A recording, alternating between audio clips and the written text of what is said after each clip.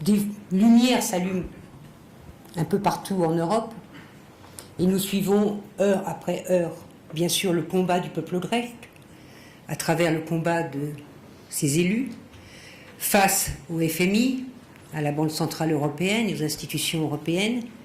Et nous suivrons bien sûr aussi ce qui se passe en Espagne avec Podemos. Mais aussi, il faudrait regarder du côté de la Turquie et d'autres pays où on voit qu'une alternative de progrès peut se lever. Nous devons nous y atteler en France, lourd chantier. Mais je pense que ce que va vous dire ce soir Jean-Luc vous donnera l'envie et je dirais les éléments, parce qu'il n'y a pas de révolution sans intelligence, sans culture, les éléments pour mener à bien ce combat révolutionnaire pour une alternative réelle. Je vis l'Assemblée au jour le jour et je peux vous dire que ce besoin d'alternative, on le sent loi après loi, quand on sent que le combat n'est pas simplement un combat contre la droite et l'extrême droite, mais un combat contre un parti du renoncement. Et je pense qu'aujourd'hui, il faut qu'on chasse ce mot de renoncement et qu'on donne une ambition de bonheur. Voilà, qu'on retrouve cette ambition de bonheur que chantait si bien Léo Ferré lorsqu'il parlait de l'âge d'or. Je vous souhaite ce soir de rêver à l'âge d'or. Je vous remercie.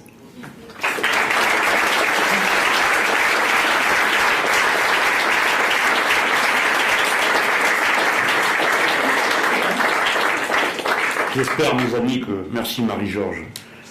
Marie-Georges est une amie, j'ose dire une complice dès qu'elle sera partie pour pas qu'elle l'entende. Et une affection très chaleureuse et fraternelle me lie à elle, vous le savez, dans la mesure où elle est la personne grâce à laquelle le Front de gauche a pu naître. Il faut ne l'oublier jamais, hein, mes amis. À un moment donné, il faut que des gens sortent de leur routine, prennent des risques, et c'est ce qu'elle a fait. Bon, vous participez à un rite un peu étrange pour peut-être un certain nombre d'entre vous. On a choisi une salle, pas grande. Les gens qui sont ici ont été volontaires pour y venir. On a vérifié que c'était bien eux, et ainsi de suite. Donc, si vous avez des raisons de vous sentir insatisfait, eh bien vous en prenez à vous, hein, parce qu'après tout, vous n'étiez pas obligé de venir, vous avez voulu à tout prix venir, ben vous y voilà. Vous m'aidez dans un travail intellectuel. Je procède toujours de cette manière-là, c'est-à-dire que jamais la réflexion théorique ne s'est interrompue dans nos fils. On ne peut pas avoir d'action claire sans pensée claire. Et depuis des années, d'étape en étape, nous pensons l'objet qui est celui de notre action, le monde, ses changements, les lois de ce changement et les stratégies révolutionnaires, puisque nous appartenons à cette aile du mouvement progressiste qui pense que c'est par un renversement profond et complet des normes de l'organisation de la société que le renouveau de l'humanité peut se faire à cette étape, et les raisons de le faire cette fois-ci nous paraissent d'un ordre encore plus intense qu'elles ne l'étaient autrefois lorsqu'il s'agissait du projet des révolutions socialistes. C'est dans ces conditions que d'un endroit à l'autre, abusant de la patience de ceux qui m'écoutaient, j'ai pu travailler, peaufiner, passer à ces stades de l'oralisation, de l'explication aux autres, et qui nous a permis de faire les thèses sur l'écosocialisme et combien d'autres choses qui sont des documents qui ont une très grande importance pour nous, que les observateurs médiatiques en général ne voient pas, hein, parce que ça ne les intéresse pas, il n'y a pas de sang qui coule. Bon. Alors des fois, ça se passe que je me trouve à un endroit, un autre, par exemple, l'analyse de ce qu'on appelle une bifurcation dans l'histoire, plutôt que ce qu'autrefois nous analysions comme des révolutions, c'est-à-dire les sociétés parvenaient à un point de blocage, ce point de blocage faisait exploser les cadres juridiques et sociaux, et on appelait ça une révolution. Et du coup, notre imaginaire, notre vision sur l'histoire, dont je vais traiter dans un instant, était en quelque sorte enfermée dans une certaine intuition, car dans l'art du combat politique, l'intuition joue un rôle, la capacité à pressentir ce qui va advenir. Et plutôt que de cette image un peu linéaire de l'histoire, petit à petit, nous avons substitué le concept de bifurcation. C'est-à-dire, l'ensemble des paramètres d'une situation restent les mêmes, un seul bouge, et l'ensemble de la trajectoire historique dévie du tout au tout. L'image que je prenais pour ça était celle de quelqu'un qui est dans une voiture et roule sur une route absolument droite, la vitesse est constante, absolument rien ne change ni ne bouge, sauf qu'il y entre une guêpe qui pique le chauffeur. Et à partir de là, on peut imaginer quel type de bifurcation de la trajectoire va donner cet incident qui peut être considéré comme tout à fait minime. Aucun des autres paramètres de la situation ne change. Donc, vous voyez comment les mots, la capacité à conceptualiser peut aussi changer notre intuition, notre capacité à pressentir les événements, à s'y adapter et à se préparer. Alors, c'est dans ces conditions que nous avons imaginé, François Delapierre et moi, de formuler comme une théorie la révolution citoyenne. L'écosocialisme est le projet, mais la compréhension des conditions qui conduisent à l'écosocialisme devait faire à son tour l'objet d'une théorie. Le mot théorie pourrait lui-même porter des ambiguïtés. Une théorie, le mot théorie vient du mot grec théorein, qui signifie à la fois contempler, je mets ça de côté, mais observer et examiner. Observer, examiner. Observer, examiner, c'est-à-dire détailler les composants d'une situation. On considère qu'il s'agit d'un ensemble d'explications, de notions, d'idées sur un sujet précis, qui inclut des lois, des hypothèses, qui sont déduites des faits observés. La théorie, dans ce cas, est un mode d'explication des faits, davantage qu'un projet à propos des faits. On va donc, en cherchant à théoriser, essayer de s'approcher des méthodes qui sont celles de la science. Je ne dis pas qu'on y parvienne, et je sais que main parmi vous, peut-être dans cette salle, étant des sachants des sciences dites dures, j'ai jamais compris pourquoi on dit dur, parce que du coup, on me l'a rangé dans les sciences molles, les sciences humaines. Hein. Mais on va essayer de tirer des méthodes de la science, un certain nombre d'enseignements, et on va essayer de les approcher dans notre propre démarche, qui est à la fois sociologique, anthropologique et culturelle. La première sera de vérifier sans cesse la correspondance entre les principes théoriques et les phénomènes observés.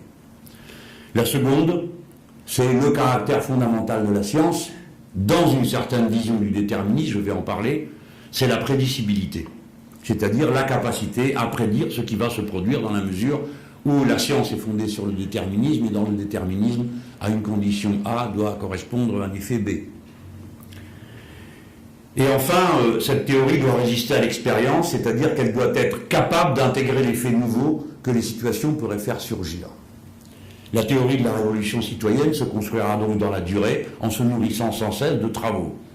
Ce que je vais en dire ce soir n'en sera qu'une étape, et on va dire quelques matériaux de base qui seront proposés à d'autres ici, à moi, qui vais continuer à travailler, et à vous, qui pouvez y contribuer, aux plus jeunes d'entre nous, qui peuvent en faire un sujet d'étude et de recherche. Par conséquent, la théorie de la révolution citoyenne, si elle fonctionne comme théorie, va non seulement nous permettre d'analyser et de prévoir, entre guillemets, le futur, mais elle va conduire à un résultat, c'est qu'elle va nous faire lire le passé différemment. Et en particulier, les nombreux épisodes révolutionnaires de l'histoire. C'est-à-dire chacun de ces moments où la société étant arrivée à une impasse, la dépasse par des événements qui manifestent des caractéristiques communes. De la même manière que l'on pouvait dire au moment où l'on théorisait la révolution socialiste, que celle-ci nous permettait d'interpréter d'autres événements dans l'histoire avant même qu'il fût possible de faire des révolutions socialistes. Je veux dire que la révolution, par exemple, de 1917 permettait de réinterpréter les jacqueries ou de faire comprendre ce qui a pu se passer à Paris autour d'Étienne Marcel et des luttes qui progressivement avaient fait passer l'énergie révolutionnaire des bourgeois de la ville aux tueurs de bœufs du quartier de la Tour Saint-Jacques. Bref, une théorie intégrant des faits nouveaux, des situations nouvelles, nous permet de relire le passé. Je pense que la théorie de la révolution citoyenne nous permet d'unifier dans une même compréhension à la fois ce qui s'est passé dans ce XIVe siècle que j'évoque rapidement, en 1917 et de très nombreuses autres fois. Naturellement, ma pensée s'inscrit sur ce sujet dans un cadre préexistant. Ce cadre préexistant, c'est celui du matérialisme appliqué à l'histoire. C'est un cadre philosophique que d'habitude on appelle le marxisme, pour faire bref. Mais comme il y a pratiquement autant de marxistes et de marxisme que de marxistes, et que, à mains égards, un philosophe a pu dire un jour, qu'est-ce que le marxisme? Une production de l'Institut du matérialisme dialectique à Moscou. Dans la mesure où ceux de cet institut avaient pris l'habitude sur tous les sujets de coller des textes de Marx les uns au bout des autres, et ça vous donnait toutes sortes de brochures auxquelles Marx n'avait jamais songé, puisqu'on avait recollé tout ce qu'il avait raconté sur l'agriculture, une autre fois tout ce qu'il avait raconté sur l'esclavage, et ainsi de suite.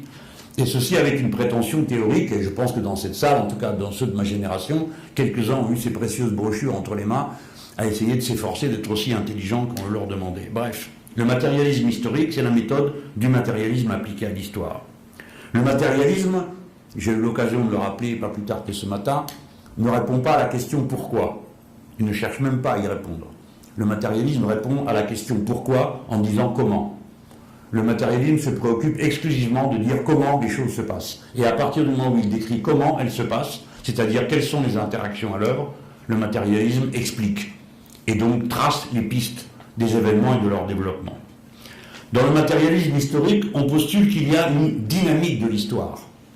L'histoire ne vérifie pas des thèses qui leur préexisteraient, elle se crée, elle se fabrique. Il y a une autoproduction de l'histoire, comme nous-mêmes, êtres humains, nous nous autoproduisons, non seulement du fait des générations précédentes qui, comme elles nous préexistent, nous mettent en main une société qui préexiste, et nous-mêmes, ensuite, à l'intérieur de cette société, dans la contestation de ces règles, dans l'adéquation à ces règles, nous nous construisons individuellement comme êtres singuliers.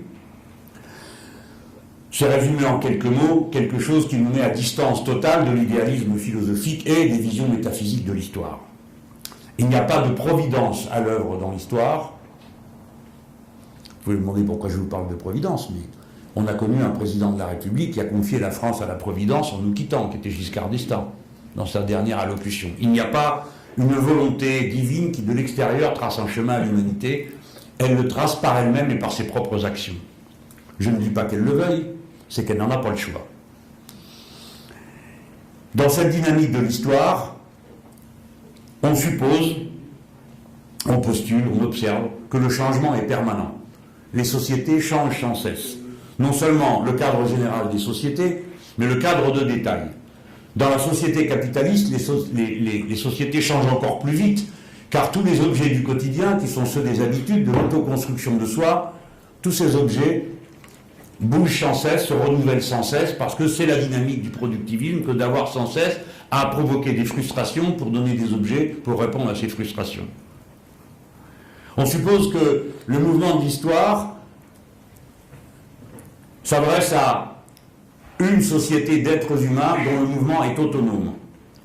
Dans le passé, et notamment dans le marxisme, même si la relation de l'homme à la nature est bien plus présente que tout ce qu'on a pu dire à propos de Marx sur le sujet, pour autant, la limite interne de cette relation entre les êtres humains et la nature sur lesquels ils doivent nécessairement procéder à des prédations n'était pas l'objet d'une pensée, ou de manière marginale.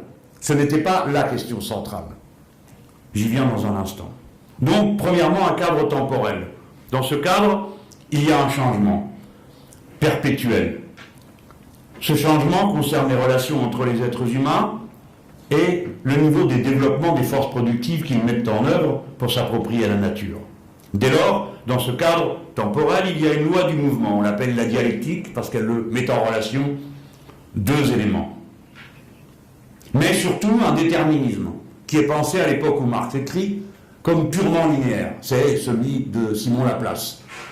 À la fin du XIXe siècle, on dit si on connaît la position et la vitesse d'un corps à un instant donné, on connaîtra toutes ses positions à tous les instants suivants et on peut raconter toutes ses positions aux instants précédents. Très rapidement, ce déterminisme linéaire absolu à une cause A correspond à un effet B est vite battu en brèche et les scientifiques des sciences dures découvrent le principe d'incertitude, qui n'est pas une difficulté à connaître ou une impuissance à connaître, mais qui est une propriété de l'univers matériel. Dès lors, le déterminisme cesse d'être purement linéaire pour devenir probabiliste. Pardon du niveau d'abstraction, mais ça a des conséquences terribles sur la stratégie et sur la façon d'examiner chacune des étapes de l'histoire. Si ce déterminisme cesse d'être linéaire, les phases de l'histoire ne s'enchaînent pas aussi mécaniquement que nous l'avions pensé et que d'ailleurs nous l'avons observé ensuite. Dans la vision initiale, on passait de la société esclavagiste à la société féodale, laquelle donnait naissance à la société bourgeoise, laquelle finissait par engendrer le socialisme, à mesure que chacune de ces sociétés venait à exploser et libérait les capacités de développement des forces productives pour amener les relations sociales et culturelles à un niveau plus élevé. Ça, c'est la doctrine comme on l'apprenait autrefois. Si bien qu'à certains moments, il se passait des choses totalement imprévues, ce qui prouve que la limite de la prédicibilité d'une telle science, comme par exemple une révolution socialiste dans un pays arriéré et paysan qui s'appelle la Russie.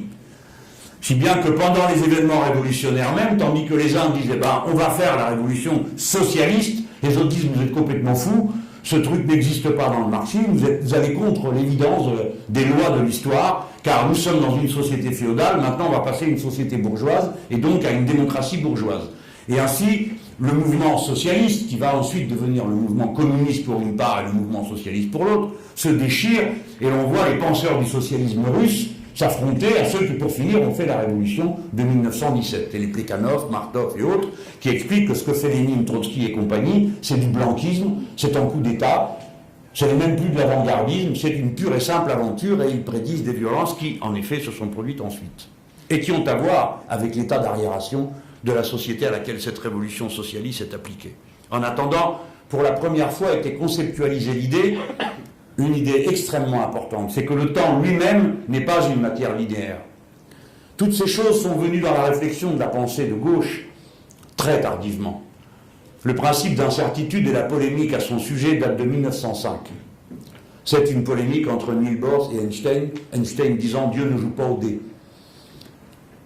Et Niels Bohr disant qu'il ne sait pas à quoi joue Dieu, mais qu'il constate qu'il y a un principe d'incertitude. Et ensuite, on va avoir la relativité. Rien de tout ça n'a été assimilé par les théories socialistes. En 1905, Lénine écrit Matérialisme dialectique et empiriocriticisme, qui est quelque chose qui ne brille pas par sa capacité à comprendre la science de son époque. Mais le cas de la révolution russe, tel que je viens de vous le montrer, montre un collapse du temps, du moins par rapport à la théorie. C'était Trotsky qui avait théorisé cette idée, à la suite de Parvus, que la révolution était un processus permanent et que, dans les pays arriérés, on sautait par-dessus l'étape bourgeoise parce que les moyens de production qui étaient mis en œuvre, y compris dans ces pays arriérés, étaient ceux de la phase la plus avancée des pays bourgeois. Si bien qu'on avait en quelque sorte quasi fétichisé l'usine Poutilov à Pétrograd parce que c'était la grande concentration d'ouvriers et on y voyait là la démonstration de la pureté de la théorie. Comme bien même y avait-il des millions de paysans qui étaient tout à fait éloignés de toute production industrielle et à plus forte raison de voitures dont personne n'en avait vu une. Donc, dis-je, une loi du mouvement et enfin, troisième composante de cette dynamique de l'histoire, l'origine sociale du mouvement de l'histoire. Autrement dit, les contradictions qu'il y a entre les rapports sociaux de production, les rapports de propriété se traduisent par des contradictions entre classes sociales. Dans la période capitaliste, entre capitalistes et prolétaires, comme dans les périodes précédentes, c'était le maître et l'esclave, le seigneur et les serfs, etc. C'est la prise en compte de l'intérêt de classe qui, pour finir, faisait le moteur de l'histoire. Et la conceptualisation de ces mouvements de l'histoire. La théorie de la révolution citoyenne bouscule une partie de tous ces éléments, quand bien même les prend-elle en compte et les intègre-t-elle dans un cadre théorique plus large. D'abord, elle ne pense pas l'histoire comme étant simplement l'histoire des êtres humains entre eux et des rapports de domination et de dominés.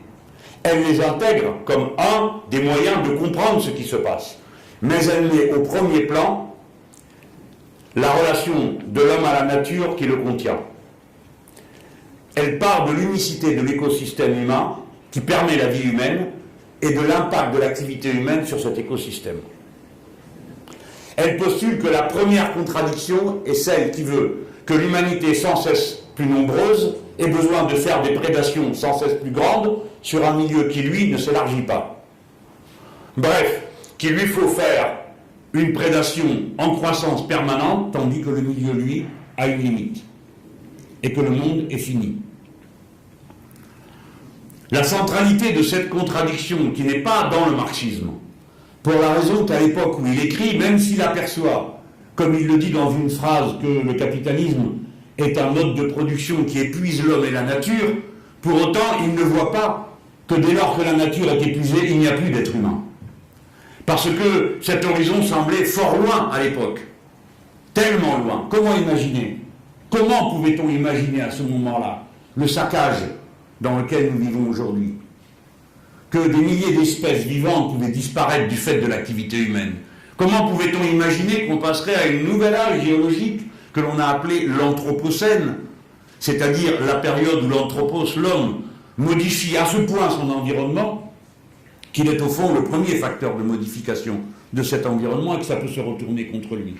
Que l'activité humaine réchaufferait ou modifierait à ce point le climat, soit que l'on admette l'idée qu'elle est à elle seule la cause du réchauffement climatique, soit que le climat étant un système métastable, c'est-à-dire toujours voisin de l'équilibre et donc du déséquilibre, l'activité humaine le perturbe pour le pousser dans un sens. Jusqu'au point où le réchauffement ferait monter le niveau des mers, changerait le régime des vents et pourrait conduire à l'extinction pure et simple de l'humanité. On ne le pouvait pas, mais maintenant, non seulement on le peut, on le doit, on le voit. Dès lors, surgit un intérêt qui ne peut pas être assimilé purement et simplement à un intérêt de classe. Même si, par rapport à cet intérêt, les classes sociales sont positionnées différemment et de manière antagonique. C'est l'intérêt général humain. S'il n'y a qu'un seul écosystème compatible avec la vie humaine, alors il y a un intérêt général humain, transcendant toutes les autres contradictions d'intérêt. Ce fait ne peut pas être mentionné au détour d'une phrase. Il doit nécessairement appeler à revisiter l'ensemble des concepts qui s'enchaînent autour du concept de la lutte de classe. Si bien que, en cherchant quelle était la première loi de dynamique de l'histoire, au lieu de mentionner la lutte pour le partage de la richesse, comme c'est le cadre, comme c'est le cadre d'analyse marxiste, il faut d'abord mettre comme point de départ de la réflexion le rapport à la nature, l'intérêt général humain et la façon dont les classes sociales se positionnent par rapport à ça. Donc vous voyez, ça n'abolit pas la lutte de classe. Ça lui donne un autre cadre. Mais le cadre fondamental, la loi fondamentale de l'histoire, c'est le rapport du nombre à la nature. C'est ce que j'ai développé dans le livre L'ère du peuple. Le nombre est le facteur décisif de l'histoire. Plus il y a d'êtres humains, et plus les conditions dans lesquelles ces êtres humains sont en rapport avec la nature, je viens de le dire, mais entre eux changent. Ces changements ne sont pas seulement sociaux ou culturels, on peut dire qu'ils sont anthropologiques, ils concernent l'identité humaine, l'ontologie elle-même. Mais avant d'y venir, puisque j'ai d'abord fait référence à la rupture avec cette idée d'un cadre temporel où l'activité humaine serait à elle seule l'objet de l'étude, en mettant en avant la place du rapport entre l'écosystème et le nombre qui le fréquente. Je viens sur la question des lois du mouvement. On a pensé les lois du mouvement comme linéaires et comme un déterminisme rigide. Si le déterminisme auquel nous avons affaire est probabiliste, alors il y a quelque chose qui se passe qui a une importance décisive dans l'analyse des stratégies politiques. C'est ce qu'on appelle l'événement fortuit. Réfléchissez-y un instant. Quand bien même une circonstance est assurée à 90%, quand bien même l'est-elle à 98%, s'il n'y a que 2% qui ouvrent une autre possibilité, au moment où ce 2% se produit, il se produit à 100%.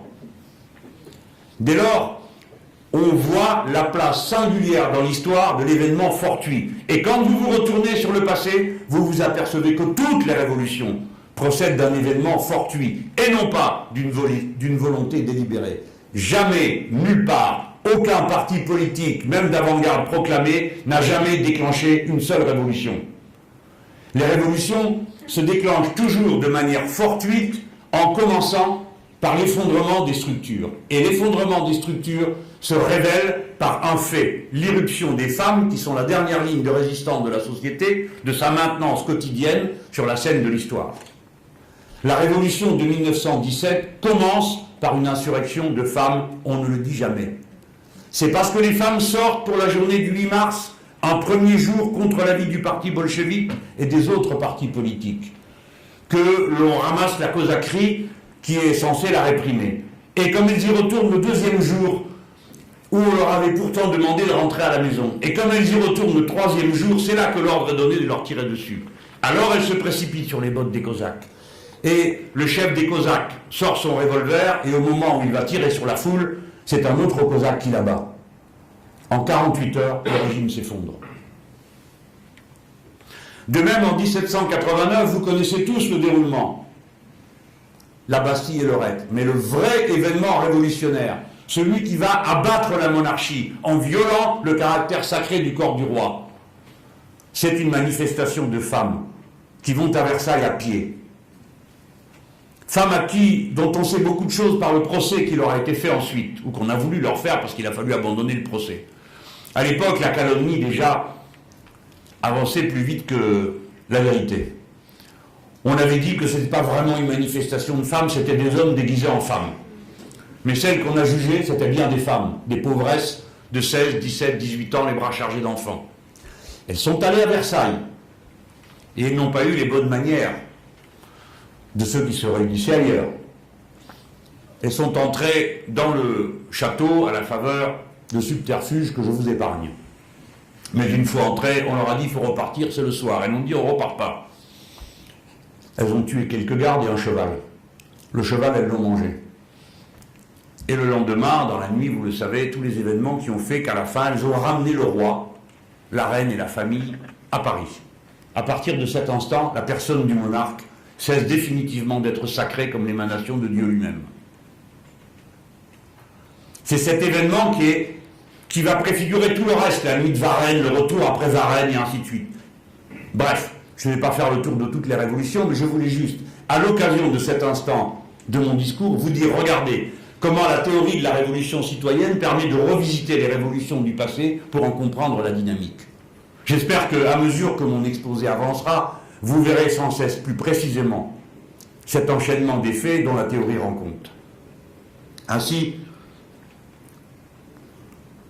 il nous reste à essayer de comprendre comment cette dynamique de l'histoire elle-même s'articule.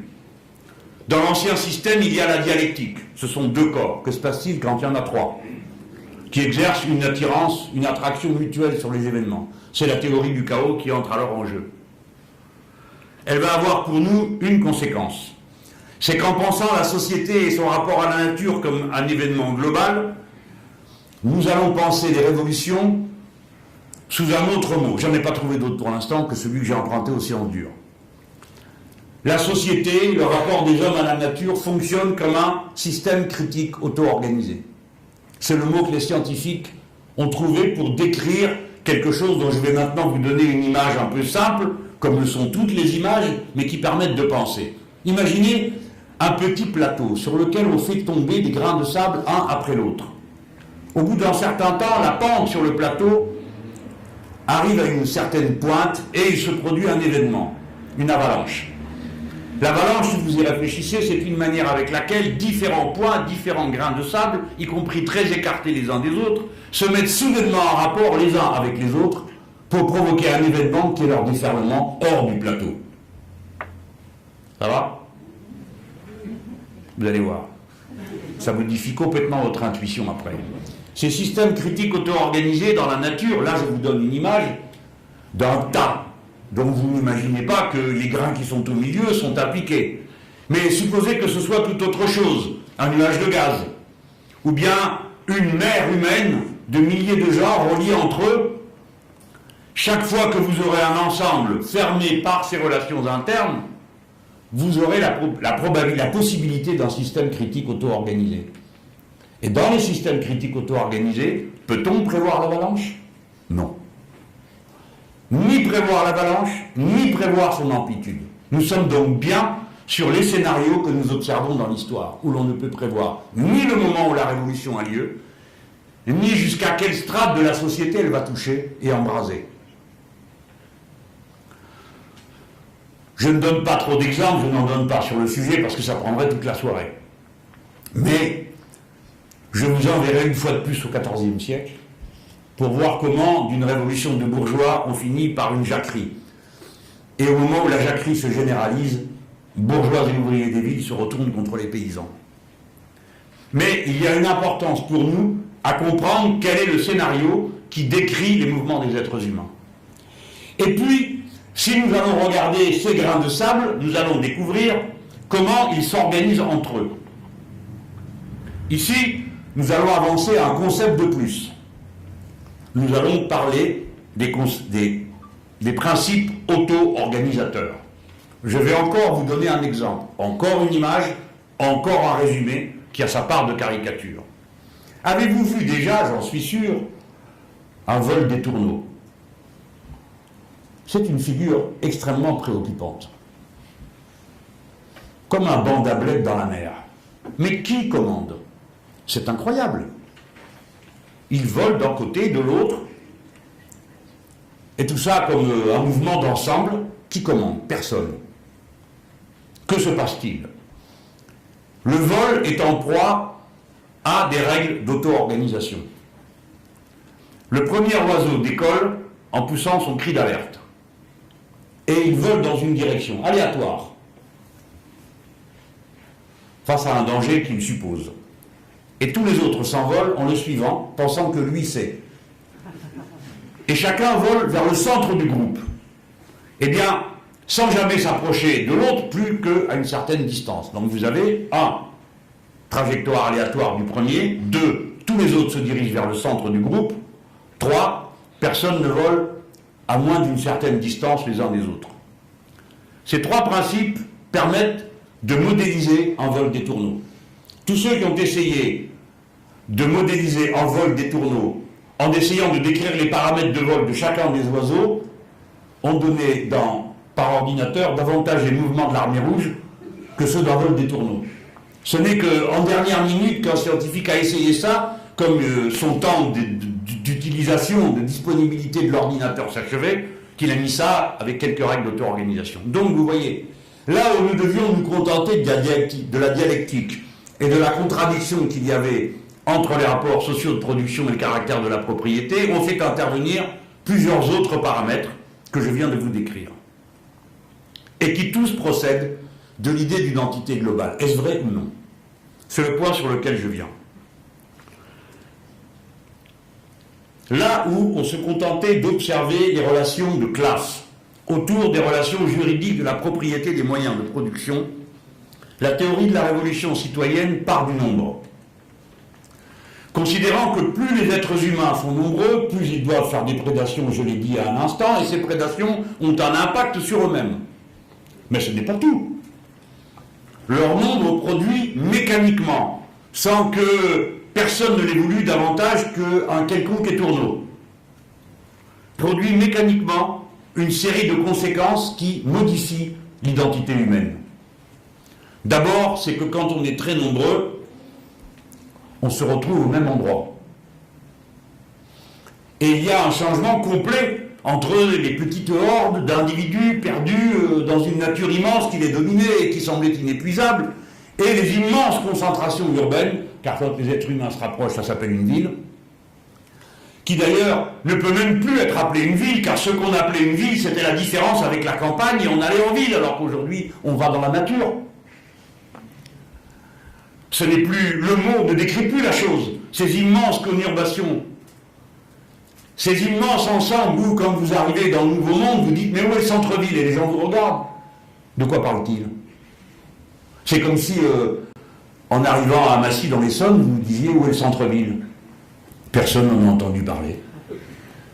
Le centre-ville, c'est l'endroit où tout le monde va, et l'endroit où tout le monde va, c'est l'hypermarché. Le centre-ville, c'est donc l'hypermarché. Et tout le vocabulaire de la ville est pénétré des mots d'une réalité qui n'existe plus. Par exemple, on va au foyer socio-éducatif. Personne n'a jamais vu un foyer au socio-éducatif en question parce qu'on n'a pas de foyer à la maison, on n'allume pas de feu. Et ainsi de suite. Donc méfiez-vous des mots parce qu'ils vous entraînent dans un imaginaire qui ne correspond pas toujours aux faits qu'il s'agit de montrer et de désigner. C'est pourquoi le bouquin L'ère du peuple commence par cette phrase de Garcia Marquez qui dit les choses étaient tellement neuves qu'il fallait les montrer du doigt pour les désigner. Le nombre, premier facteur. L'urbanisation, deuxième facteur. L'homo urbanus est une humanité particulière qui n'a jamais existé auparavant dans l'histoire. Cette humanité nombreuse met aussitôt à l'ordre du jour le besoin de communiquer entre elles. Tout le monde le comprend. Mais ceux qui autrefois allaient donner un patois, une langue particulière, quelques codes et rites, inconnus de la tribu voisine, qui les détestait à plein gosier, puisqu'elle se singularisait, elle, par d'autres rites et d'autres usages, d'autres patois.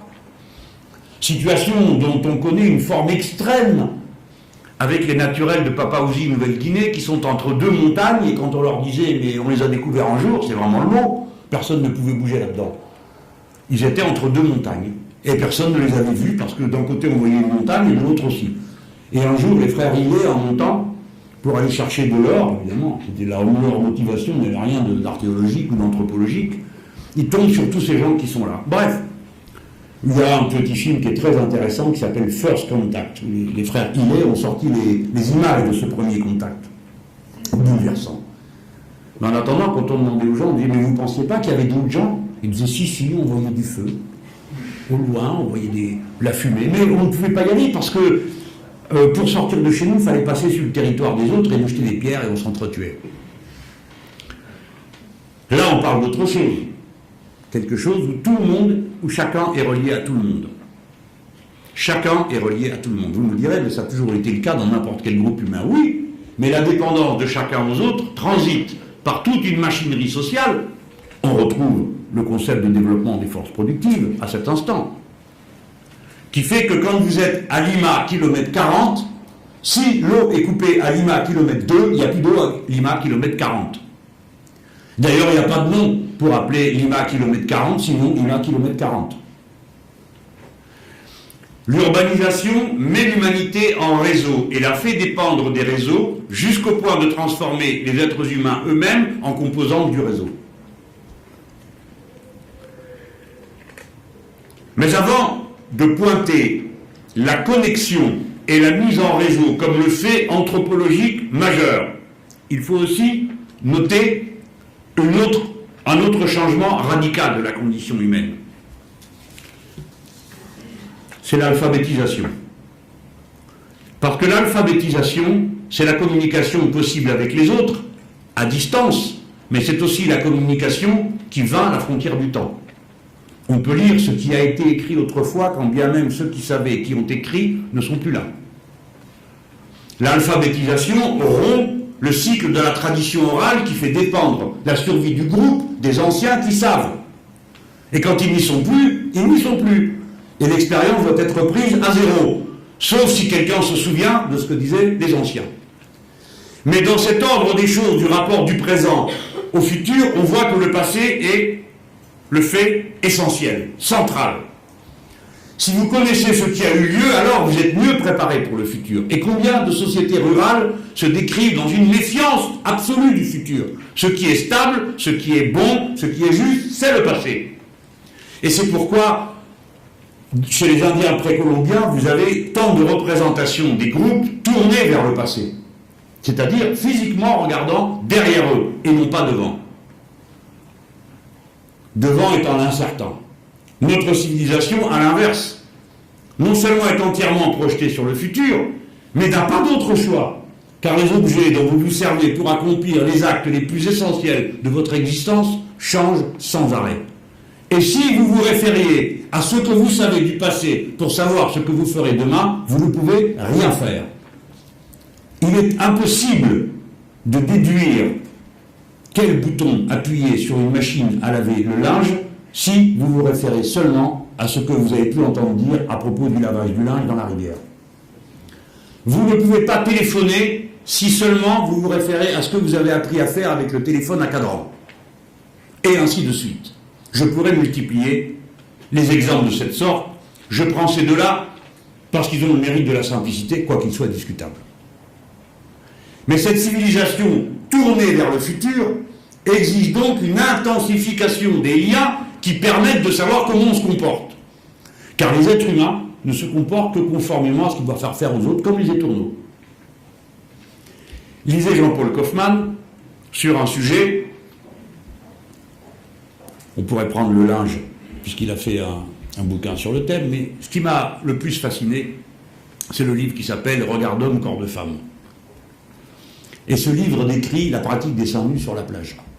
Sujet qui peut paraître scabreux ou bizarre, mais qui a intéressé le sociologue, et qui lui permet de faire une description des comportements admis et non admis avec une extrême précision. Et qui plus est, tout le monde les connaît.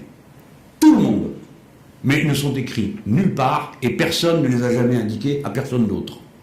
C'est donc entièrement le regard des autres, intégrant la culture et les déductions par arborescence des comportements admis, qui provoquent les montées de stress quand on se comporte mal et les montées de satisfaction quand on se comporte bien. Plus vous êtes dépendant d'un futur incertain, plus le regard des autres compte et l'imitation des autres. Il s'agit d'un ressort fondamental de l'humanité, le désir mimétique, mis à jour, j'ai le plaisir de vous le dire, par un littéraire, et non pas par un membre des sciences dures. Le désir mimétique, c'est je fais comme l'autre parce que s'il le fait, c'est que ça doit être bon. Et si c'est bon pour lui, c'est bon pour moi. Première caractéristique. Deuxième caractéristique, nous sommes une espèce en apprentissage permanent. Cela s'observe en regardant les jeunes enfants qui apprennent et en même temps ne savent pas dominer leur désir mimétique. C'est pourquoi deux enfants dans un bac à sable peuvent se battre comme des chiens pour un seau, quand bien même leur mère vient leur proposer des dizaines d'autres objets qui sont bien plus intéressants qu'un seau, mais comme l'enfant est incapable de dominer son désir mimétique, il le lui faut à tout prix. Les jaloux transportent dans un âge plus avancé la rage du désir mimétique. Le désir mimétique, l'apprentissage. L'humanité ne peut fonctionner en tant qu'humanité, d'abord qu'en étant corrélée aux autres, exemple contraire, les enfants loups, et ne peut fonctionner que par culture cumulative. La culture cumulative est plus importante que le talent individuel.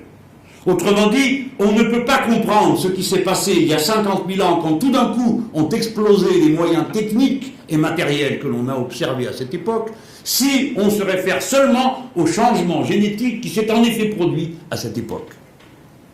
Autrement dit, il ne suffit pas qu'il soit apparu une espèce humaine plus avancée pour expliquer pourquoi la technique a avancé. Pour prendre un exemple, disons que si vous mettez un prix Nobel de physique au pôle Nord, il est vraisemblable qu'il mourra s'il n'y a pas un Esquimau pour lui expliquer comment on survit dans telles conditions. C'est par l'accès à la culture cumulative que nous sommes en état de nous connecter aux autres. Ces facteurs combinés les uns avec les autres, dans le cadre d'une urbanisation radicale et d'une interconnexion croissante, définissent la nouvelle humanité, qui va aborder les questions de son intérêt général dans ces conditions-là. Je suis donc en accord parfait avec les obligations du matérialisme appliqué à l'histoire, quand je m'exprime comme je suis en train de le faire. Vous voyez que les autres catégories que nous avions maniées jusque-là, la lutte de classe, le développement des forces productives, etc., les rapports de propriété, prennent leur place à l'intérieur d'un cadre théorique plus large, qui ne les annule pas, mais qui leur donne une autre signification. Telle est la place singulière de la théorie de la révolution citoyenne. J'achève sur ces éléments nouveaux de cette nouvelle humanité. J'ai parlé du nombre, de l'urbanisation, de l'alphabétisation, de l'interconnexion. Là, j'ai une fiche qui date un peu, mais quand vous considérez que 32% de la population mondiale est connectée à Internet, vous avez une idée d'un rapport nouveau, culturel, entre les êtres humains. Jusqu'à présent, vous n'étiez pas toujours tous d'accord pour dire que la culture est première chez les êtres humains. Beaucoup d'entre nous déduisant mécaniquement du matérialisme que seule la réalité des relations sociales organisait les comportements, négliger le fait que, quels que soient ces comportements, ils transitent par des formes culturelles. Autrement dit, personne ne s'est jamais fait tuer pour un différentiel d'inflation, qui a pourtant des conséquences très matérielles, tandis qu'on se fait tuer pour des idées aussi vagues et abstraites que la liberté, la dignité, le souci d'égalité, la fraternité et le respect des autres. L'humanité est d'abord dans un rapport culturel à elle-même. Évidemment, des rapports culturels à l'intérieur de rapports sociaux. Et en étroite dialectique avec ces rapports sociaux. Une fois qu'on a dit ça, on peut mieux comprendre pourquoi, dans le rapport intime à soi, quelque chose de fondamental est en train de changer également. Puisque la limite physique de l'humanité est en train d'être transgressée. La première observation qu'on peut faire, c'est l'extension de l'espérance de vie.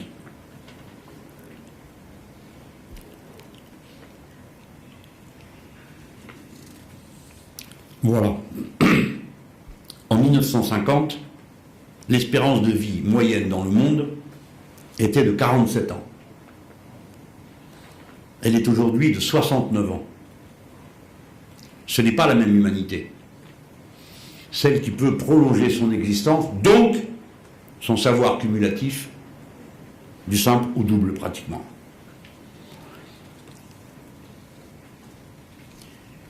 Maintenant, nous commençons à apercevoir comment les progrès, je vais appeler ça les progrès à cet instant, peuvent conduire au dépassement de certaines limites physiques que vous connaissez tous. On commence à parler maintenant d'exosquelettes. Mais on sait déjà remplacer un certain nombre des pièces de la machinerie humaine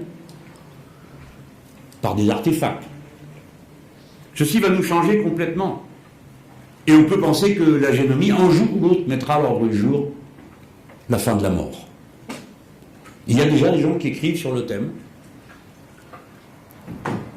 Moi, j'y suis prêt.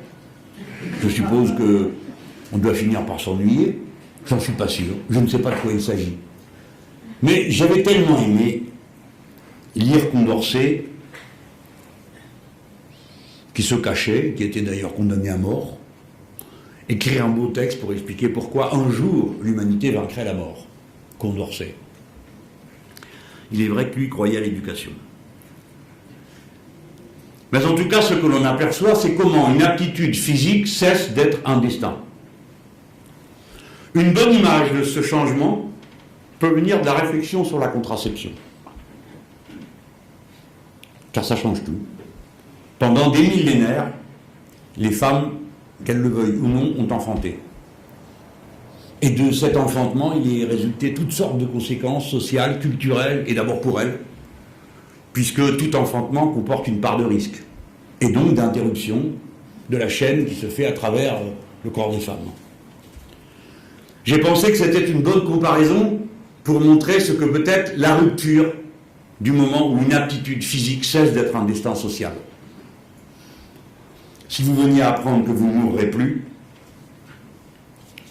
ce qui aurait bien fait nos affaires aujourd'hui, vous ne serez plus les mêmes êtres humains. De même que vous n'êtes plus les mêmes femmes que vos mères ou vos grands-mères du fait que vous contrôlez les naissances de vos enfants. Bien sûr, dans l'apparence, vous êtes des femmes. Et vous des hommes.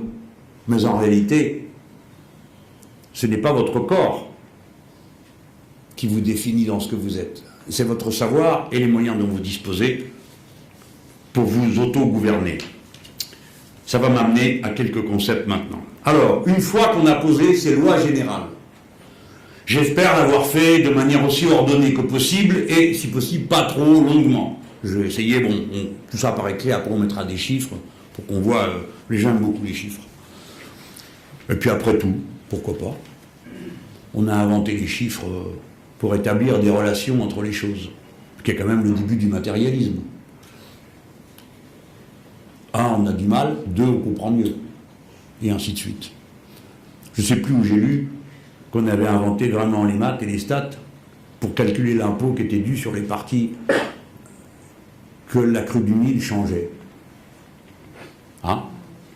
Alors vous voyez qu'il y a un rapport direct entre le savoir et la politique, parce que prendre des impôts, c'est de la politique. Hein.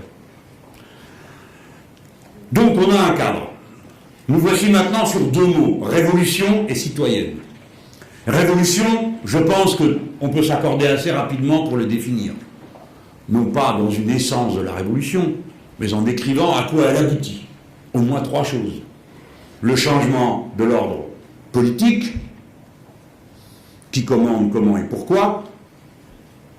Le changement de l'ordre économique, qui possède et de quel droit, et jusqu'où. Et le changement juridique, c'est-à-dire quelle est la hiérarchie des normes. De tout ça, on a des idées assez précises dans ce que nous vivons. Le changement de l'ordre politique, on peut regarder loin derrière nous. Au nom de quoi une décision est-elle légitime? Eh bien, la première réponse, c'est que si c'est moi le plus fort, on fait ce que je dis. Mais l'usage de la violence pour assurer l'ordre politique est épuisant et consomme une énergie collective tout à fait considérable. C'est pourquoi il vaut mieux que les êtres humains consentent à l'ordre. D'ailleurs, ils y aspirent, contrairement à ce qu'on croit. Il le faut pour plein de raisons, la conservation du groupe, des enfants, et ainsi de suite. C'est pourquoi la deuxième source de la légitimité est très très rapidement Dieu. Alors bon, on ne peut pas vérifier, mais en attendant, si celui qui le dit dispose des moyens de vous convaincre qu'il vous est impossible de dire le contraire, les choses avancent à leur pas. C'est pourquoi les rois de France étaient de droit divin. Si vous y réfléchissez, c'est quand même une supercherie majeure. Et d'ailleurs, dès le XVIe siècle, vous avez des textes qui disent « tout pouvoir qui se réclame de la religion est une imposture ». Mais on a vu jusqu'à une période récente, Francisco Franco, caudillo de España por la gracia de Dios. Parce que là, il appelle Dieu les fusils avec lesquels il a mitraillé les nôtres. Puisque la formule veut dire François Franco, guide de l'Espagne par la grâce de Dieu. Et puis ensuite vient le fait majeur, la légitimité, est en elle-même, c'est-à-dire dans la politique et pas à l'extérieur, longue histoire, et elle procède de la décision collective, sur la base d'un arbitraire, 51 en raison contre 49, pour prendre la décision, pas pour dire ce qui est vrai ou ce qui est faux, pour prendre une décision, c'est une règle. On peut en imaginer d'autres, des majorités à 60, des majorités à 80, 51 en raison sur 49. Le changement dans l'ordre des normes, vous l'avez observé vous-même. Pendant tout un temps, on pensait que les normes sociales finiraient par tenir le haut de la hiérarchie des normes. Et c'est à ce renversement-là que nous appelons-nous. Mais maintenant, ce n'est pas ce qui a été décidé. Au sommet de la hiérarchie des normes, il y a la concurrence libre et non faussée. En tout cas en Europe. Et de là, tout le reste se déduit. Ou en tout cas, rien ne peut s'y opposer. Voilà ce qu'on appelle le sommet d'une hiérarchie des normes. Enfin, celle de la propriété, vous le savez, le droit d'user et d'abuser. Mais comme disait Karl Marx lui-même, si on abuse, on use plus longtemps. Mais c'est un droit qui est un droit de type monarchique. Dans l'entreprise, il n'y a plus de citoyens. Et vous signez un contrat de subordination.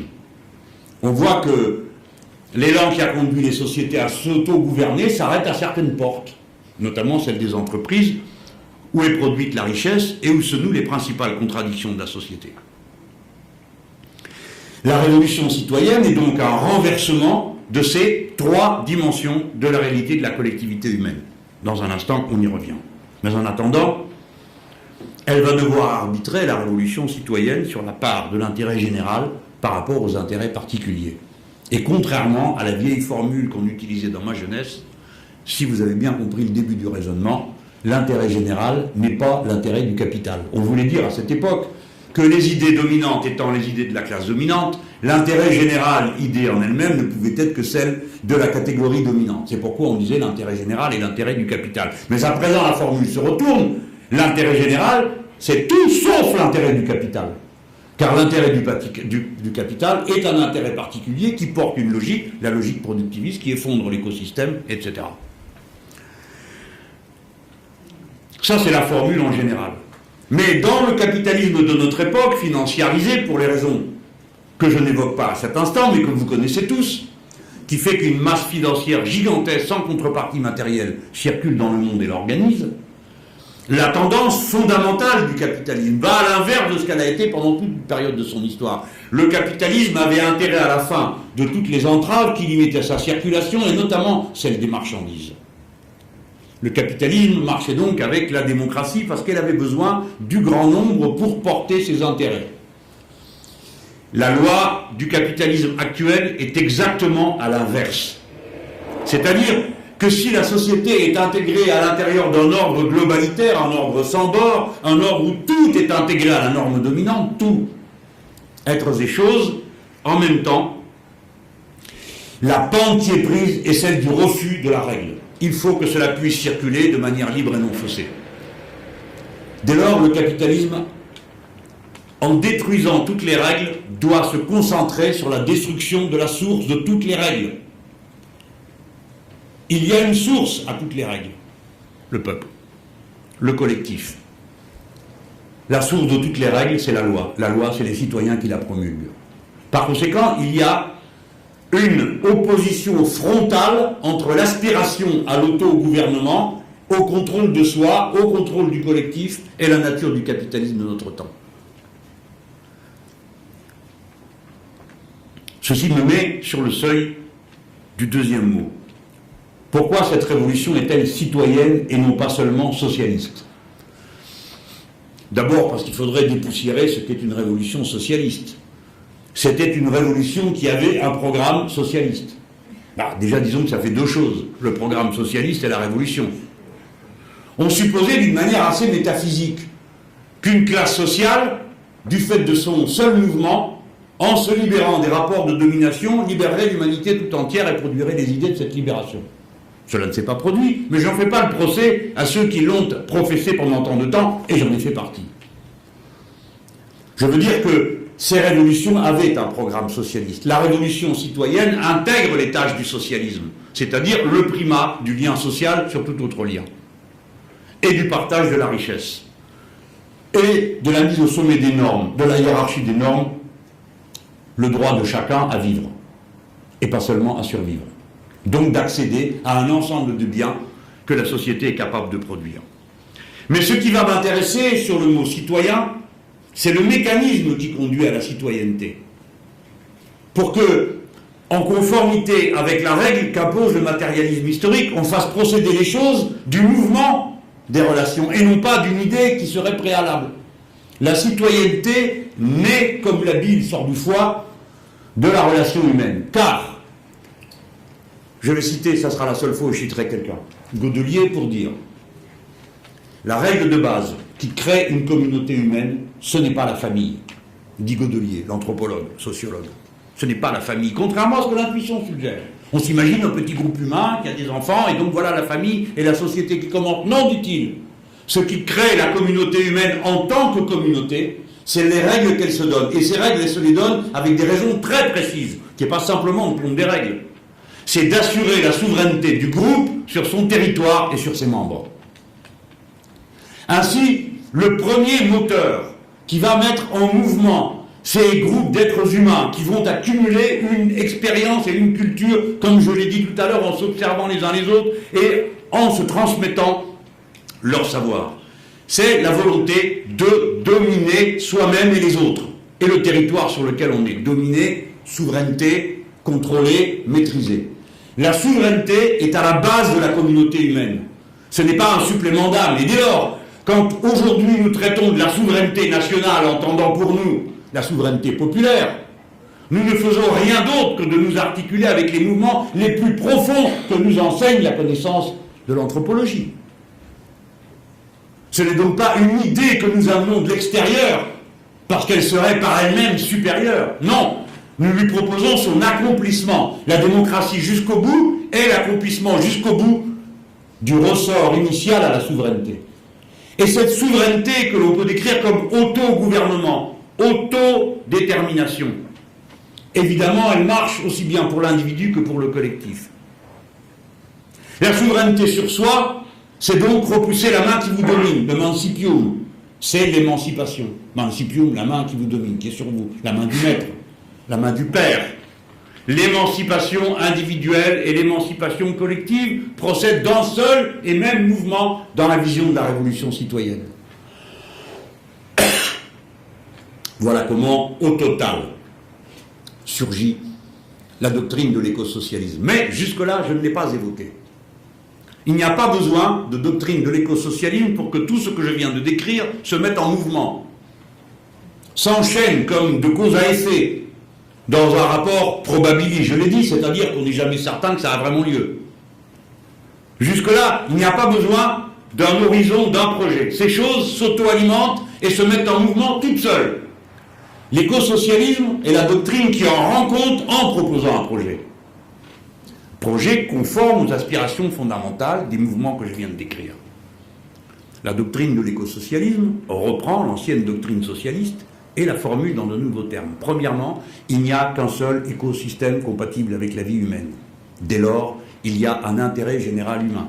Dès lors, il nous appartient de le découvrir, ce que nous ne pouvons faire que librement, c'est-à-dire en faisant appel à tout ce que nous savons et en débattant. C'est la démocratie. Et il s'agit pour nous, dans le cadre de la démocratie, non pas de dire ce qui est bon pour chacun d'entre nous, mais ce qui est bon pour tous les autres. Ainsi s'enchaîne dans un même mouvement articulé d'une même et unique pièce l'humanisme, la République, le socialisme, et évidemment, vous avez compris que quand j'ai dit la décision libre, cela veut dire par exemple que ce n'est pas le patron qui décide du vote de l'ouvrier, que ce n'est pas l'homme qui décide de la décision de la femme, et que ce n'est pas Dieu qui doit se mêler de nos délibérations, pour une raison qui ne veut être offensante d'aucune manière. C'est qu'il est impossible de se prouver quoi que ce soit dans ce domaine.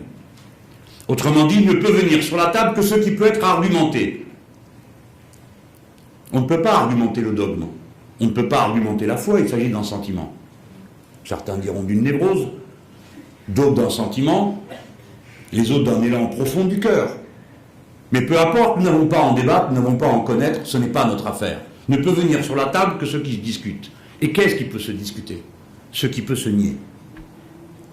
Autrement dit, on ne peut pas dire oui si on ne sait pas dire non. On ne peut pas affirmer une thèse comme bonne si on ne peut pas entendre que le contraire le soit, dans une certaine proportion également pour d'autres. La démocratie n'est donc pas une concession que nous ferions provisoirement avant l'ordre parfait et luisant auquel nous aspirons, comme on a pu le croire dans le passé. Non, c'est la condition même de la décision collective.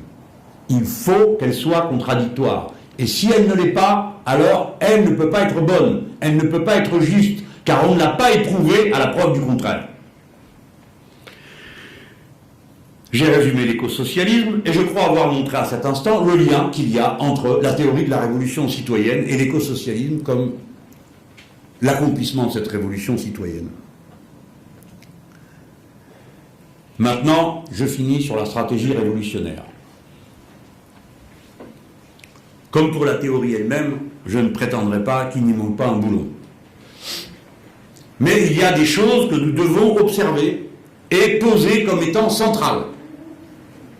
La première est qu'on ne peut accomplir les objectifs de la révolution citoyenne qu'en étant conscient de ce qu'elle est et des objectifs que l'on vise.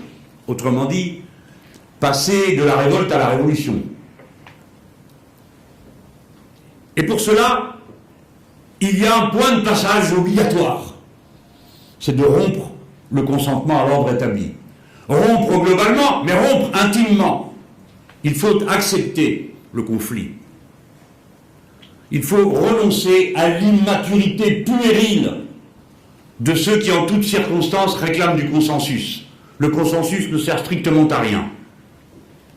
C'est le dissensus qui est le moteur de la pensée et le moteur de l'histoire. Il faut accepter le conflit et il faut le porter. C'est par le conflit que naît la conscience. Enfin, quand même, qu'on en soit rendu à le dire, qu'elle recule. Autrefois, combien de fois nous a-t-on expliqué que la première école de la conscience de classe était la lutte? Et comment pouvait-on avoir une conscience de classe si on ne l'éprouvait pas par la lutte? Qui vous le prouvez à vous-même? Cela veut dire notamment que pour nous, les révolutionnaires de la révolution citoyenne, nous ne sommes pas des gentils garçons et des gentilles filles. Nous n'essayons pas de séduire, le contraire. Si nous devons un jour ou l'autre séduire, c'est par la force de nos raisonnements et des points que nous proposons à l'horizon. Ce point est de grande importance dans une société qui est dominée par les classes moyennes qui sont productrices des normes de comportement. La classe moyenne n'existe pas. C'est une classe idéologique. Je vous renvoie tous à la lecture d'Alain Accardo, Le petit bourgeois gentilhomme, et je ne vois pas ce que je pourrais dire de plus et de mieux que lui.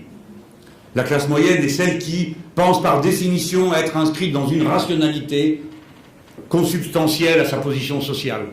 Ni pauvre au point d'en être absurde, ni riche au point d'être grotesque. Réglant ses problèmes rationnellement et détestant la montée des décibels.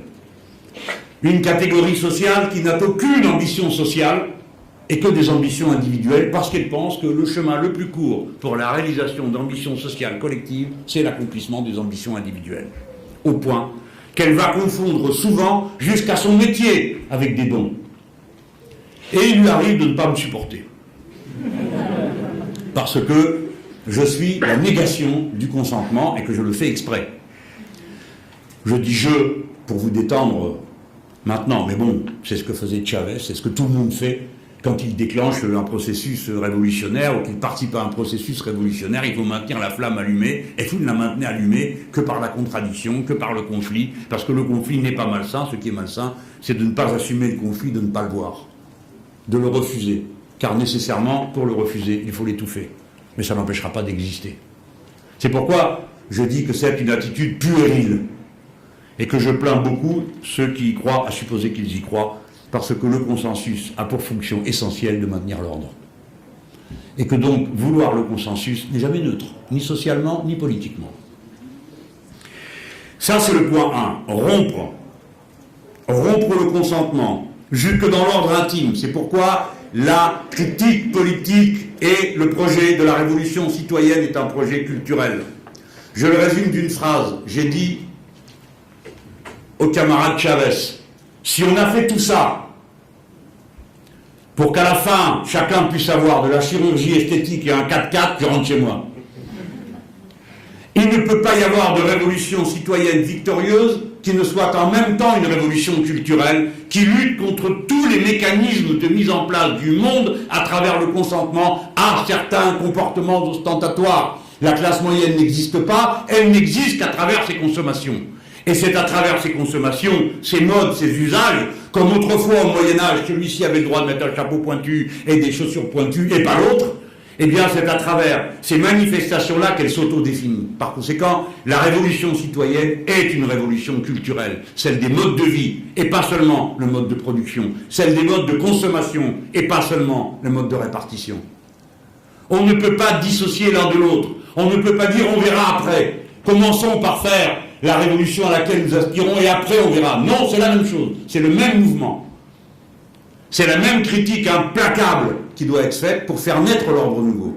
Cet ordre nouveau dans lequel l'humanité ne s'accomplit pas par ses consommations, fussent-elles instantatoires, parce que l'univers est fini. Il va donc lui falloir changer non seulement ses moyens de production, mais ses moyens de consommation. Et pour changer ses moyens de consommation, il faut qu'elle change ses cultures, ses habitus, bref. Deuxième point donc, la révolution citoyenne est une activité culturelle. Elle n'est pas limitée à la contestation dans le champ social. Que dis-je? Elle devra même commencer ailleurs. Parce qu'y compris dans le champ social, celui-ci, celle-là, ne fait pas la grève, pas seulement parce qu'elle lui coûte cher et qu'il peut avoir peur, mais parce qu'il est lui-même esclave, comme François l'avait si bien montré à propos de la dette étudiante, de toutes sortes de liens avec la société qui fait que le capitalisme s'approprie le futur pour dominer le présent. Et cette appropriation s'appelle la dette et le crédit. C'est parce que vous êtes déjà au jour où il faudra solder un prêt qu'aujourd'hui vous ne faites pas ceci ou cela et que vous faites ceci et cela. Cette appropriation du temps est le troisième point que je veux poser. Ne vous inquiétez pas, je ne vais pas m'attarder là-dessus. Regardez dans l'ère du peuple comment j'ai essayé de traiter cette affaire pour montrer comment la propriété publique du temps était une des conditions du changement radical du mode de société que nous visons. Et maintenant, je viens au cœur de la doctrine, de la stratégie. Vous voyez, il manque beaucoup de pièces. Mais maintenant, je viens au cœur. Que voyons-nous? Cette multitude humaine. J'ai prononcé le mot multitude. On m'a fait remarquer que j'utilisais le même mot que Tony Negri. Oui, mais j'arrive aux conclusions radicalement différentes. Et je signale que le mot multitude est appliqué depuis le XVIIIe siècle pour décrire ces masses qui se mettaient en mouvement alors même que apparemment leurs intérêts ne les rapprochaient pas. L'ouvrier, le paysan, le bourgeois des villes, dans la Révolution de 1789. La multitude, ce sont ces milliers de gens que des destins, des obligations, des occupations, des statuts infiniment différents, mais homogénéisés par leur présence et leur interdépendance avec les réseaux, vont les conduire à un moment donné, à la suite d'un événement fortuit, puisque le futur est probabiliste, à cristalliser sur une volonté de souveraineté. Je veux contrôler. La multitude passe du statut de multitude à celui de peuple à partir du moment où elle affiche des revendications. Et ces revendications l'autodéfinissent. Pour ceux qui seraient les nostalgiques des anciens schémas, je plaisante, hein, c'est à peu près la même opération que celle qui consistait à dire que la classe ouvrière était une classe en soi, définie par des rapports de production, quelle que soit la volonté des individus qui la composaient, et qu'elle devenait une classe pour soi en devenant révolutionnaire, au point que Marx, lui-même, le père fondateur de notre matérialisme historique, dit cette chose qui peut paraître une horreur pour un matérialiste radical: la classe ouvrière est une classe révolutionnaire où elle n'est rien.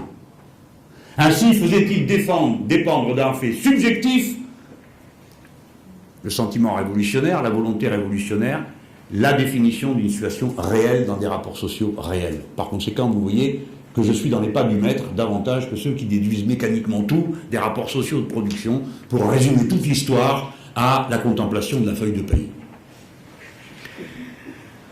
Alors comment peut-elle passer dans un projet collectif de multitude à peuple? Ce passage se fait pour des raisons qui n'ont rien d'idéologique. Les gens ont par-dessus la tête de voir des incompétents flanquer la société dans le mur. Ils se disent: mais comment? Nous travaillons sérieusement, nous avons été à l'école, nous enseignons nos enfants, nous faisons des sacrifices, et vous qui gouvernez, qu'est-ce que vous êtes capable de faire, à part fiche la pagaille et vous remplir les poches? C'est une honte, c'est un scandale. Nous ne le tolérons pas, notre niveau d'éducation ne nous le permet pas. Et la société ainsi, de blocage en blocage, va jusqu'à un point que l'on appelle l'événement fortuit et qui se traduit par un mot d'ordre: qu'ils s'en aillent tous. Tous, autant qu'ils sont. Ce point qu'ils s'en aillent tous a été franchi de manière observable dans la totalité des révolutions démocratiques de l'Amérique latine. Lorsque je me suis présenté devant le bureau politique du parti de gauche pour annoncer que j'allais sortir le livre qui s'appelle Qu'ils s'en aillent tous, les thèses étaient connues des camarades. Mais j'ai dit: je ne peux pas faire paraître ce livre sans vous consulter, mes camarades, sur le titre que j'ai choisi. Et évidemment que ce titre n'était pas un titre de communication, c'était un titre qui portait un contenu théorique. Et nous avons eu la discussion. Ce qui était frappant, c'était de voir la répartition par génération. Les plus anciens comme moi, enfin moi j'étais pas concerné là, les plus anciens disaient: oh là là, où tu vas, oh là là, le point qu'ils s'en aillent tous, bon, c'est du populisme. Des camarades tout à fait respectables, je ne suis pas en train de me moquer d'eux, hein. C'est des discussions comme ça, c'est des discussions sérieuses, mais il faut écouter tout le monde. Et les plus jeunes camarades disaient: on n'en a rien à fiche des partis, du système et du reste, il faut mettre comme titre dégagé. Moi j'ai dit: écoutez, qu'ils s'en aillent tous, c'est déjà beaucoup pour moi. Je le traduis de l'espagnol, je peux toujours me rabattre, parce que sinon vous n'allez pas être content, parce que tout le monde va vous dire: ah, ton Mélenchon, qu'est-ce qu'il a encore dit, hein, bon. Donc je le sais, hein, figurez-vous. Je peux dire: ah, mais non, non, c'est pas moi qui le dis, c'est les révolutions d'Amérique latine. Mais dégage, je ne peux pas, j'ai eu tort. Parce que c'est mes jeunes camarades qui avaient la bonne intuition. En effet, quelques mois après, déferlait la révolution tunisienne, dont le mot d'ordre était dégagé. Et c'est en français, dégagé, qu'a commencé la révolution égyptienne. Et c'est aussi sur le mot d'ordre dégagé qu'il y a eu les événements que vous savez dans bien d'autres pays du Proche-Orient et du Moyen-Orient. Bon, le point qu'ils s'en aillent tous est le point que nous avons en visée. Toutes nos sociétés, quand elles passent à une phase révolutionnaire, passent par le slogan qu'ils s'en aillent tous. Et ce slogan est le nôtre. Évidemment, il faut le placer au bon moment.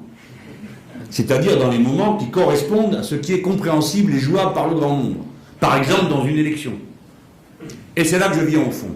La multitude devient le peuple à travers les revendications qu'elle pose, car ces revendications le décrivent. Le programme socialiste décrivait la classe ouvrière en tant que classe révolutionnaire. Que va-t-il se passer avec le peuple? C'est là que vient la question de la constituante. La constituante n'est pas simplement la réponse à la vétusté de la Ve République. C'est une stratégie révolutionnaire. C'est le cœur de la stratégie révolutionnaire. En faisant sa constitution, c'est-à-dire en proclamant les droits qu'il se reconnaît à lui-même, le peuple se décrit et s'affirme comme l'acteur autodéterminé, s'auto-gouvernant. Le peuple, la multitude devient un peuple et le devient un peuple politique à travers la constituante, c'est-à-dire la convocation d'une assemblée constituante avec les formes qui vont avec. J'entends parfaitement tout ce qu'on peut m'objecter sur ce sujet, mais je demande à ceux qui se réclament de la révolution de cesser de faire des phrases. Qu'est-ce qu'une stratégie révolutionnaire? Sinon un chemin concret que l'on propose aux autres. Qu'est-ce qu'on entend par stratégie révolutionnaire? L'espérance mystique d'une levée des barricades? Alors on reste à la maison et on attend qu'elles viennent, puisque c'est pas nous qui allons les commencer. J'ai remarqué que ma révolutionnaires n'ont pas autant d'audace quand il s'agit simplement d'aller organiser un pique-nique de force dans un prix unique. Qu'est-ce qu'une stratégie révolutionnaire? Celle qui permet la révolution. Qu'est-ce que la révolution? Le changement dans l'ordre juridique, politique, économique. La constituante permet tout ça. Et c'est l'affirmation de la souveraineté du peuple sur lui-même, sur son territoire. Voilà pourquoi la constituante est le cœur d'une stratégie. Le mot d'ordre de la 6e République n'est pas un gadget communicationnel. C'est le coin que nous enfonçons pour faire effondrer le système. Parce que des milliers de gens raisonnables trouveront raisonnable de décider de quoi on a le droit de décider. Ils trouvent ça raisonnable et c'est normal parce que c'est raisonnable. Et ça se rapporte à ce que je disais tout à l'heure. Le premier point de la souveraineté, c'est la souveraineté sur les membres du groupe et sur le territoire qu'on occupe. Voilà. J'ai fait le tour. On va essayer de décrypter tout ça. On part d'une théorie du mouvement de l'histoire et on aboutit sur une stratégie. Naturellement, la stratégie révolutionnaire comporterait la nécessité de la description de la place de beaucoup d'autres contributeurs. Par exemple, quelle est la place des partis, quelle est la place des syndicats, du mouvement social. Puisque, d'une manière assez classique, souvent on oppose ces différents intervenants, qui dans mon esprit correspondent à des degrés de température sociale et politique, et qui sont donc tenus par une même cause commune. J'en parle d'autant plus tranquillement, ça l'enlèvera, que j'ai été exclu pour ça du trotskisme. On a dit de moi, Santerre, c'était mon nom, mélange tout, le mouvement, le syndicat et le parti. En effet, je mélange tout. C'est vrai. Et suivant la circonstance, je pense que l'un ou l'autre est plus efficace pour créer de la conscience. Mais au bout du compte, il s'agit de mettre en mouvement le grand nombre.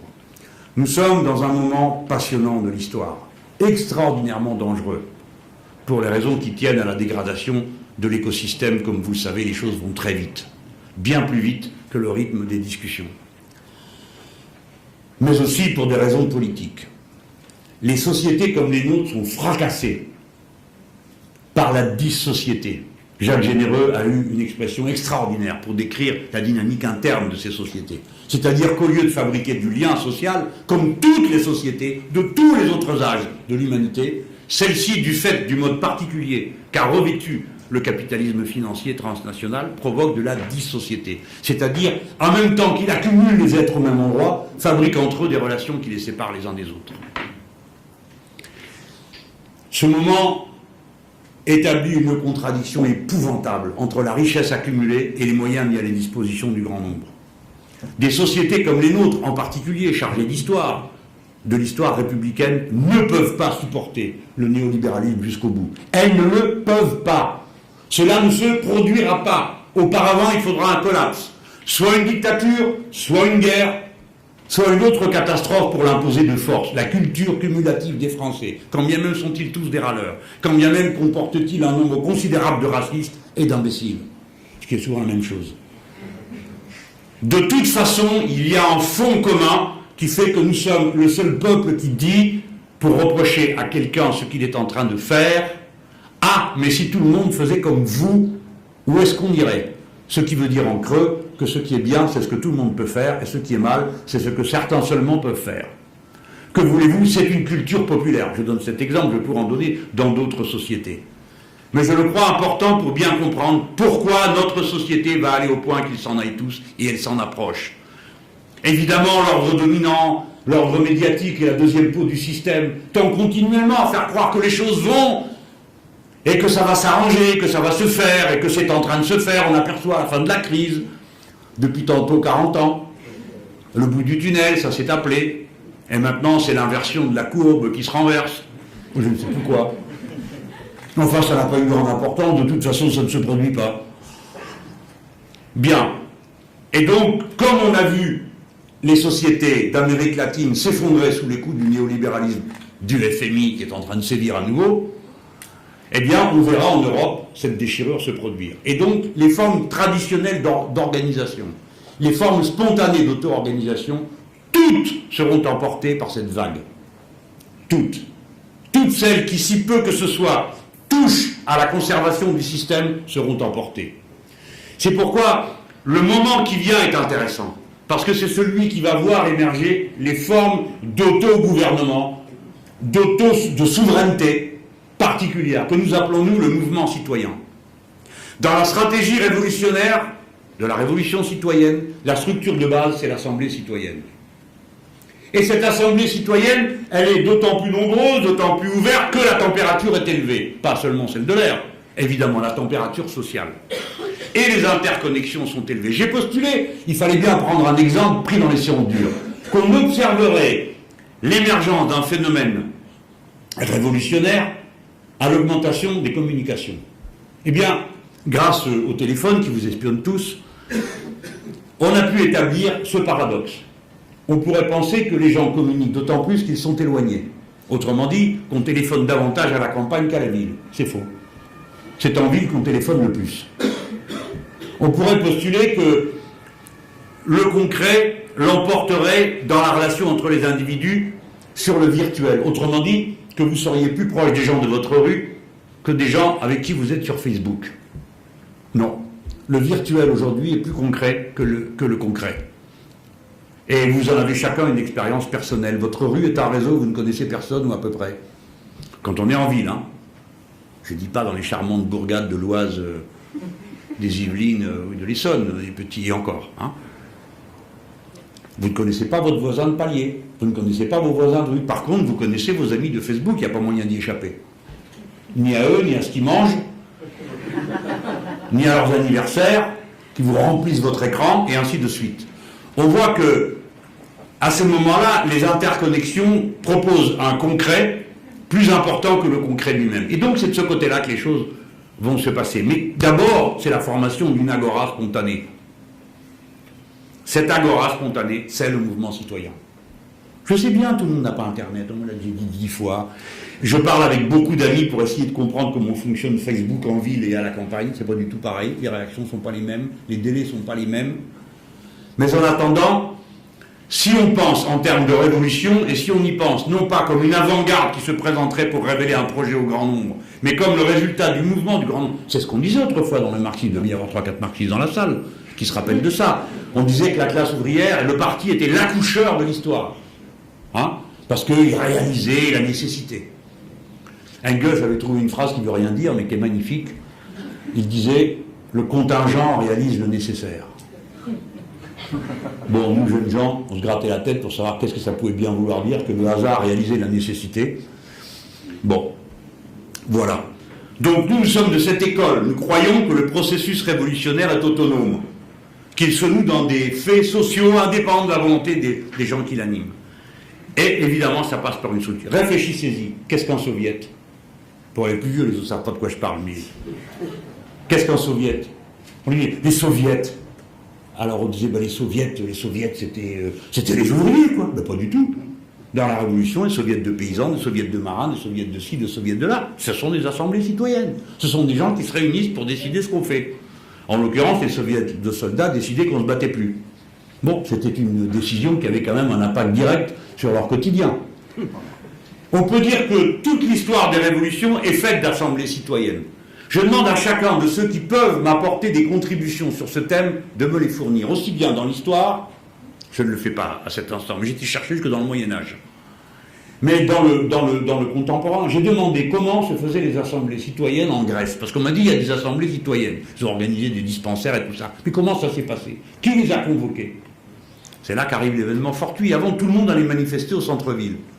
Quand ils allaient au centre-ville, ils étaient aspergés de lacrymo et matraqués avec une sauvagerie telle qu'au début, les gens qui allaient en famille à la manif, ils ne sont plus allés en famille. Et comme ils aiment manifester en famille, et on comprend pourquoi, et je leur donne raison, eh bien ils ont manifesté dans leur quartier, parce que dans leur quartier, on ne venait pas les gazer. Et du fait qu'ils étaient là, évidemment c'est les militants politiques qui les ont appelés, ils n'ont pas trouvé ça tout seuls. C'est les militants politiques qui se sont mis au service du mouvement citoyen. Parce qu'ils portent en eux une culture cumulative de militants. Le parti n'est donc pas éliminé, le parti ne cesse pas d'avoir des raisons d'exister dans la révolution citoyenne. Mais il est un outil éclaireur, déclencheur. Un outil, rien de plus, pas une avant-garde, surtout pas une avant-garde. Eh bien, les gens ont commencé à se réunir et à discuter de savoir pourquoi il n'y avait plus l'éclairage public à cet endroit-là, pourquoi il y avait tel ou tel problème ici ou là. C'est comme ça que sont nées les assemblées. Et regardez une chose, qui est un rapport entre la révolution tunisienne et les mouvements les plus forts de la révolution de 1789. Vous savez, c'est les grandes peurs. Au milieu de la révolution, tout d'un coup, les gens prennent peur. Et ils ont commencé à monter des milices, il a bien fallu organiser, ça s'appelle la garde nationale, pour protéger contre les bandes qui s'attendaient à voir surgir dans leur village. Et les gens sonnaient le tocsin et rappliquaient d'un endroit à l'autre, etc. On commençait à monter des gardes et donc à discuter de ce qu'on faisait ensemble et qu'est-ce qu'il fallait protéger et pourquoi c'était important, etc. C'est-à-dire, la multitude devient un peuple en s'appropriant son territoire, son espace et les membres qui la composent. Eh bien, la même chose s'est produite en Tunisie. Les premières assemblées citoyennes qui montent puis qui disparaissent viennent du fait que dans les quartiers, les gens ont voulu assurer la sécurité du quartier contre les pillards, etc., etc., etc. Donc, vous serez peut-être surpris de voir comme composante de la dynamique de la révolution citoyenne la question de la sûreté et de la sécurité, comme un des moteurs qu'on a pu observer dans pratiquement tous les mécanismes de révolution. J'ai accumulé autant que j'ai pu tout ce qu'on pouvait me raconter de cet ordre, qui montre comment se passe concrètement, pas les phrases, concrètement, le processus de révolution citoyenne. Bon, après ça devient un processus extrêmement dur. En Amérique latine, il y avait la pratique des escraches. Escraches, je vais vous raconter ce que c'est, ça ne va pas prendre longtemps. Il y a eu la même chose en Espagne. Escraches, c'est les gens qui venaient la nuit avec des casseroles, devant la maison des importants. Et le slogan c'était « Puisque vous nous empêchez de rêver, on vous empêche de dormir ». Et ils criaient toute la nuit. Bon, évidemment, en Espagne, c'est pour ça que les autres ont fait des lois aussi dures contre les regroupements, c'est contre les escraches, qu'on a fini par dire qu'il fallait arrêter parce que, bon, les incriminations personnelles, on n'a jamais trop aimé ça, nous, hein. Bon. Mais enfin, bon, après on ne commande pas, hein. Vous aimez la révolution de 89, vous avalez avec les massacres de septembre, hein. Ça fait partie du pactage. Et ainsi de suite. Ben oui, c'est comme ça. Le peuple idéal, magnifique, et grandiose, et bon et généreux, ça n'existe pas. Ce sont des multitudes humaines qui se mettent en mouvement avec des passions extrêmement contradictoires et de l'importance d'avoir des idées claires, qu'au moins quelques-uns aient des idées claires, parce que sinon, il y en a qui sont toujours capables d'avoir des idées confuses et de les mettre en application. Bon, ça m'ennuierait de terminer comme ça, mais bon, je vais quand même terminer là-dessus. Mieux vaut avoir des idées claires que des idées confuses, et tant qu'à les mettre en application, mieux vaut les idées claires. Voilà, merci de votre attention.